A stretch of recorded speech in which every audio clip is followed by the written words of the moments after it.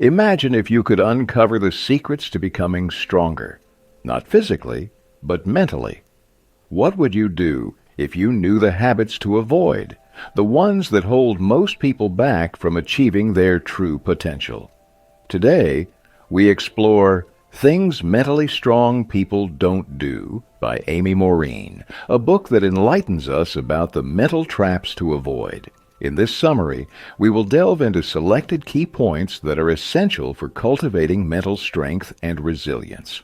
Are you ready to discover how transforming your mindset can lead to profound changes in how you view success, deal with hardships, and ultimately navigate life's journey?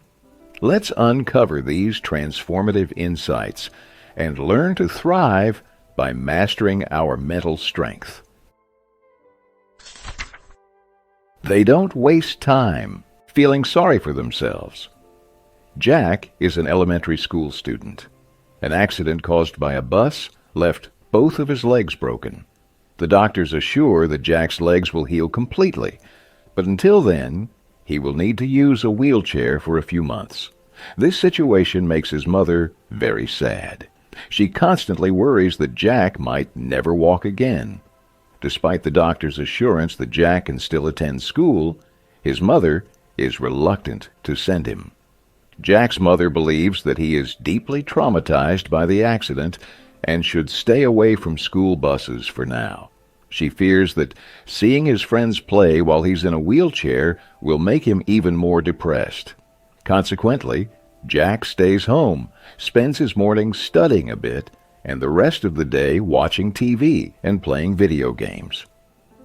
Weeks pass in this manner, and his mother notices a change in Jack. He no longer seems as active and happy as he used to be. Worried about Jack's condition, his mother takes him to a therapist. She explains that the accident has left Jack emotionally disturbed. The therapist decides to use a different approach for Jack's treatment, treating him like a normal, healthy child. She encourages Jack to write a book titled How to Beat a School Bus. Jack loves the idea and draws himself in a superhero costume, concluding that he is a strong kid who survived the accident. The therapist tells Jack's mother that there is no need to feel sorry for him because he is safe and alive with only some broken bones. Jack should be treated as a physically and mentally strong child who can face any challenge. The therapist also mentions that even if Jack doesn't fully recover, he can still do many things. Jack's mother realizes that she doesn't need to pity him. He can live a normal life. Soon after, Jack returns to school. His life becomes normal again, and he regains his happiness. Do you often feel sorry for yourself? Have you experienced something that disrupted your life? Do you feel sad and unhappy? Sometimes our troubles are not as big as our reactions make them seem. If you think of yourself as unlucky or worthless, you are only worsening your condition. Self-pity wastes your time and energy, making you feel more negative. And when you think negatively, negative things start happening to you. So what should you do?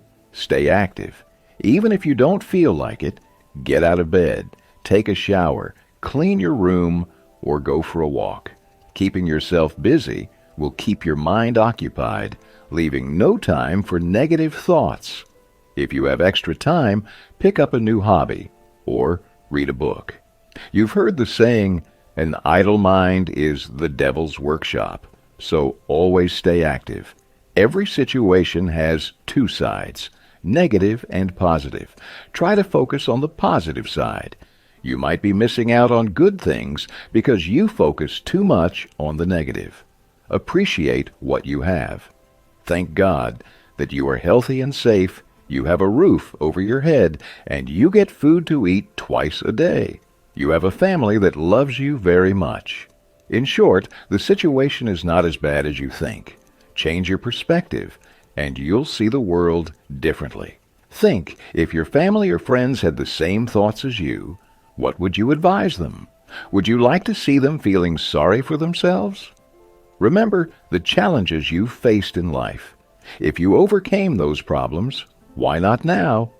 If you have survived before, you can survive now. And never forget to help others. Your small help can be a big support for someone. Helping others is a meaningful act. What could be more fulfilling than knowing you were of help to someone? It means your life is not a total waste. They don't focus on things they can't control. James had gone through a divorce. For 3 years, he fought in court for custody of his 7-year-old daughter. However, the judge's final decision was that the daughter would stay with her mother permanently, and James would have the right to visit her on weekends. Although James did not agree with the judge's decision, believing he was a better parent than his ex-wife, he had to accept it. James felt that his ex-wife was trying to sever his relationship with their daughter.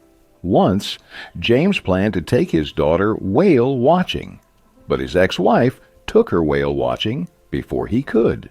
This made James very angry, feeling that his ex-wife was intentionally keeping his daughter away from him. She always gave their daughter expensive gifts, threw lavish parties, and took her on luxury vacations, while James couldn't afford such things. He believed that his ex-wife was spoiling their daughter and suspected that she might be dating someone, fearing that her lover might abuse or mistreat his daughter. Seeking legal support, James approached author Amy Morin. He asked Amy to help him gain full custody of his daughter, but she couldn't do that, as the judge had already made his decision, and nothing could be done about the custody order. Moreover, James's ex-wife had made it clear that she would not negotiate on this matter any further. Amy tried to explain to James that his efforts were futile and not in the best interest of his daughter. If he continued to fight with his ex-wife, it would have a negative impact on the child. Instead, Amy advised James to focus on building a strong and loving relationship with his daughter, spending memorable time with her. By improving himself, James could positively influence his daughter. Have you ever been in a situation where you tried very hard to control it, but couldn't? You wasted your time and energy, became angrier, and ended up feeling frustrated. So what should you do in such situations? Accept what you cannot control and focus on what you can change. Believe it or not, there is no real enemy. No one can make your life miserable except yourself. If you change your behavior, your circumstances will change as well. Take the example of Terry Fox. He had a rare type of bone cancer, and as a result, one of his legs had to be amputated. He had to undergo chemotherapy for 16 months. One day, Terry read about a man who ran a marathon with an artificial leg. Terry decided to participate in a marathon as well. Although he finished last in the race, people cheered for him. This inspired Terry to start a fundraiser. He ran a marathon a day and aimed to cross all of Canada, hoping to raise $24 million for cancer patients like himself. Terry's story reached people, and they supported him. People eagerly awaited Terry's arrival in their town. He ran for 143 days, but eventually had to be hospitalized as the cancer had spread to his lungs. Terry even appeared on TV and became popular. People donated generously to his cause. Despite being hospitalized, he managed to raise the amount he had hoped for. Unfortunately, Terry passed away a few days later. However, the Terry Fox Run continues today as an annual fundraising marathon event, helping numerous cancer patients worldwide. This story teaches us that focusing on what we can control and making a positive impact can lead to significant achievements, even in the face of adversity. They don't worry about pleasing everyone. Megan was very stressed, so she came to Amy for therapy. She told Amy that her busy schedule made her extremely exhausted. Megan is 35 years old, lives with her husband and 2 small children, and works part-time. She also teaches at a Sunday school and is a Girl Scout leader. Megan always tried to be the best wife and mother she could be, but she still wasn't satisfied. She couldn't understand why her mood often soured and why she felt so angry. During the therapy sessions, Amy understood Megan's problem. Megan was one of those people who couldn't say no to anyone. Whenever church members requested cupcakes, Megan couldn't refuse, no matter how busy she was. When Girl Scout members asked her to pick up their children from school, Megan couldn't say no. She couldn't refuse her sister, who often left her child with Megan. Megan also mentioned that helping others often made her late for home. She was so busy helping others that she couldn't take care of herself or her family. In trying to keep everyone happy, Megan was making herself unhappy. She cared a lot about her image and didn't want the church members or her sister to think of her as selfish.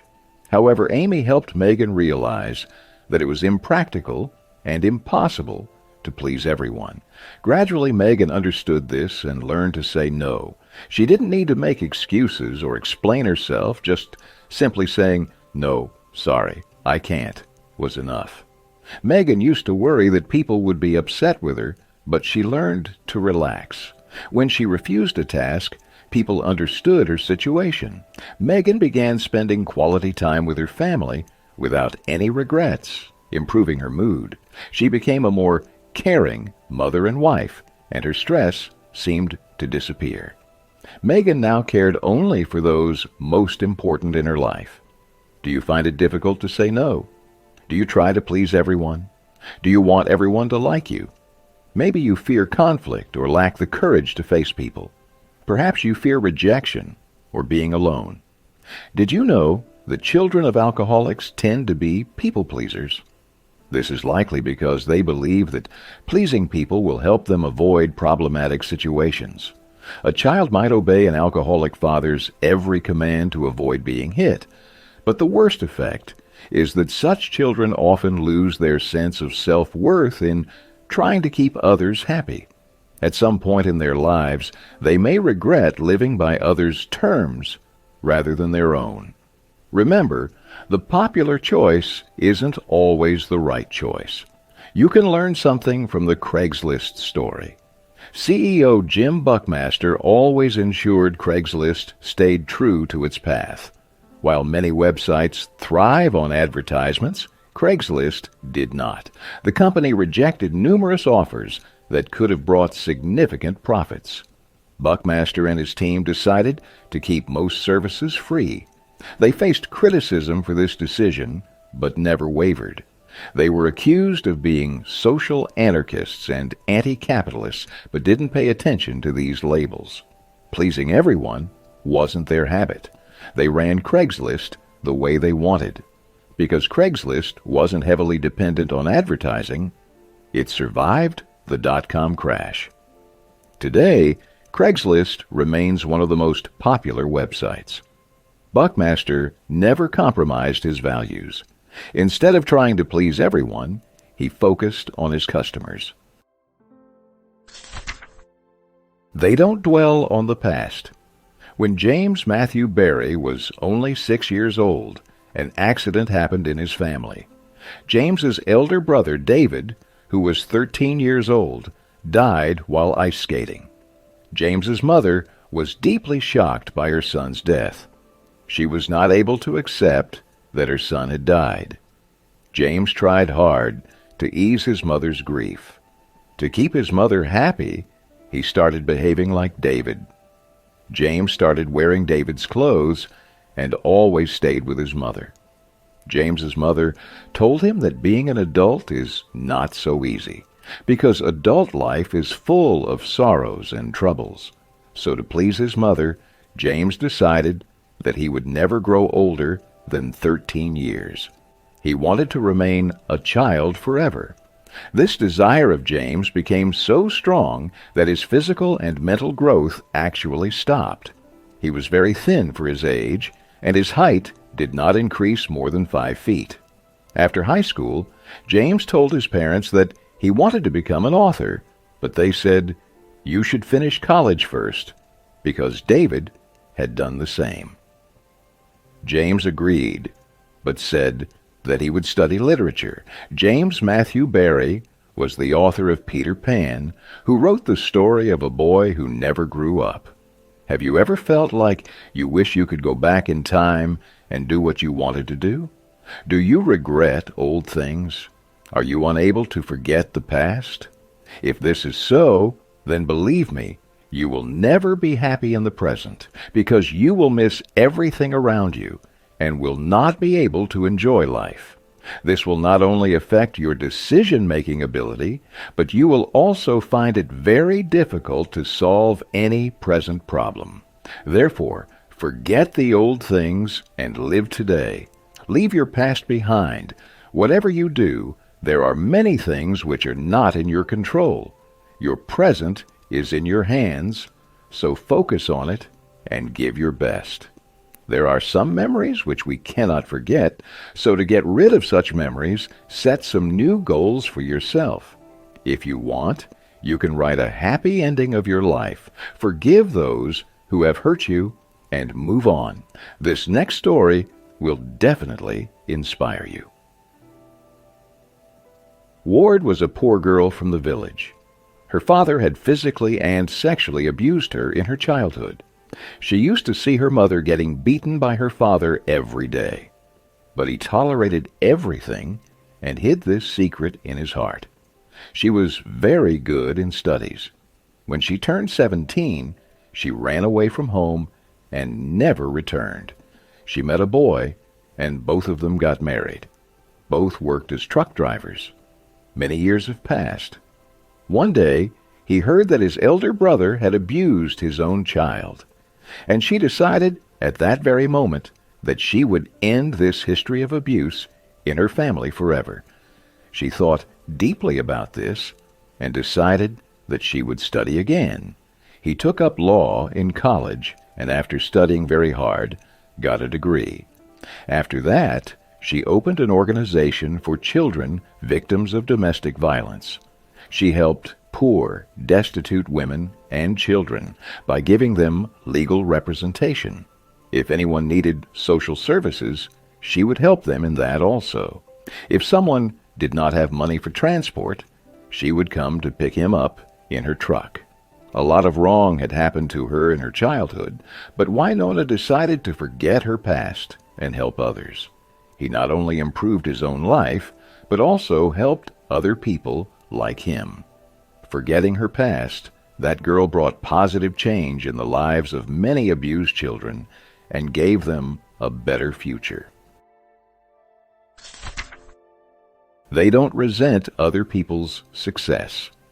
Dan lives in a village where get-togethers are common. Neighbors often dine at each other's homes and host parties. Everyone is well acquainted with each other's lives. Dan is a friendly man with a stable job, a wonderful wife, and lovely children. However, despite all this, Dan harbors a secret. He dislikes attending neighborhood gatherings. He has no interest in Michael's brand new car or Scott's big promotion. Dan resents that he can't afford expensive items or luxury vacations like his neighbors. His wife had quit her job to care for their children, which meant the family budget was always tight. Dan worked extra jobs to earn more money and had even borrowed from several people. He didn't want to accept that his financial situation was poor.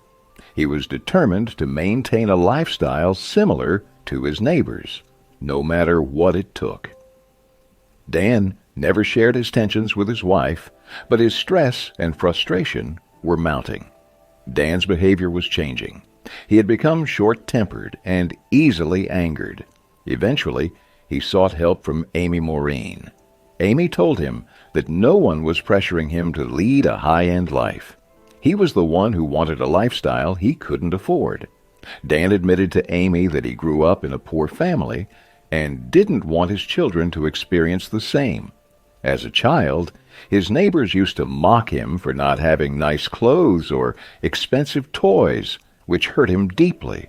However, deep down, Dan knew that family love and bonding were more important than material possessions. During the next therapy session, Dan's wife accompanied him. Dan opened up about his problems. His wife supported him fully, and together they decided not to compete with the neighbors, but to focus on their relationships instead. Do you spend a lot of time on social media and feel jealous of others' success? Do you compare your life to others? If so, this isn't a healthy habit. Remember, the less attention you pay to others' success, the more time you will have to achieve your own goals. Therefore, avoid comparing yourself to others. Instead, compete with yourself. Strive to be a better version of who you were yesterday, and then you will see your progress. There will always be someone more successful, popular, or wealthier than you, but that doesn't mean they have the same skills or qualities you do. You might not believe it, but you have something special that others don't. After all, no one is perfect in this world. If you feel deficient in some way, work on improving yourself. You can learn from this next story. Amy had a client named John who had some family issues. He would shout at his wife and children and use harsh words. He was an alcoholic and drug addict. John had been jobless for 6 months and didn't have the money to pay his bills. He constantly spoke about his problems.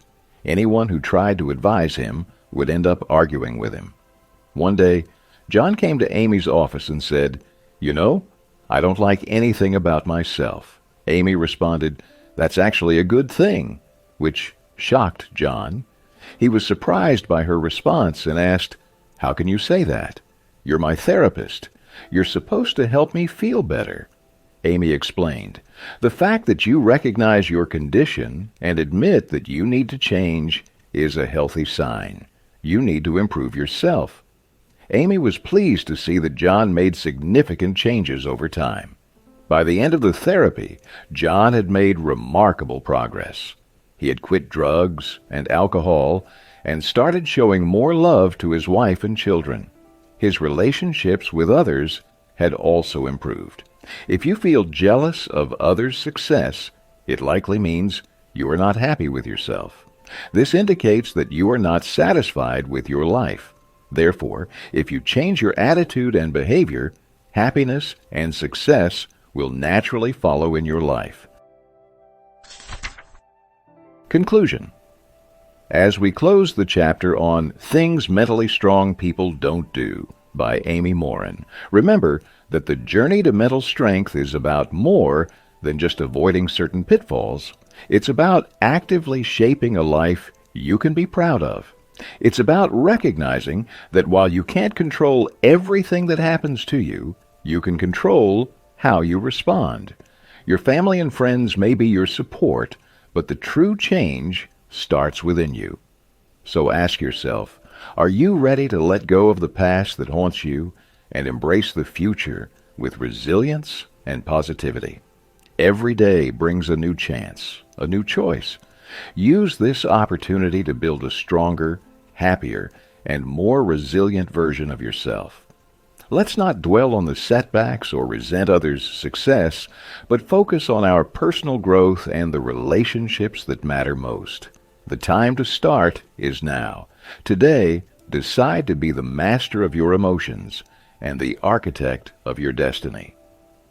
Step into your newfound strength and don't look back. Remember, the best time to plant a tree was 20 years ago. The second best time is now. Thank you for joining us on this journey through Things Mentally Strong People Don't Do by Amy Morin.